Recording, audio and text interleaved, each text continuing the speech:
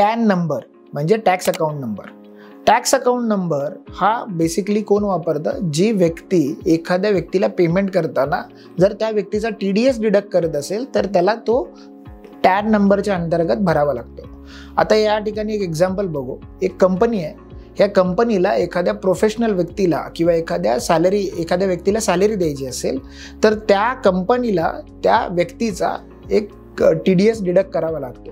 मग प्रोफेशनलच्या केसमध्ये 10% आहे, सॅलरीच्या केसमध्ये स्लॅब वाईज आहेत, बरोबर, कमिशनच्या केसमध्ये 5% आहे. अशा वेगवेगळ्या पद्धतीने तुम्हाला ते TDS डिडक्ट करावे लागतात आणि ते गव्हर्नमेंटला भरावे लागतात.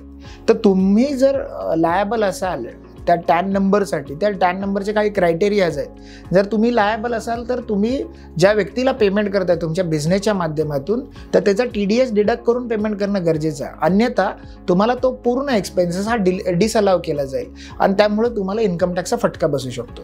त्यामुळे जर तुम्ही टॅन नंबरसाठी लायबल असाल तर आत्ताच टॅन नंबरसाठी अप्लाय करा.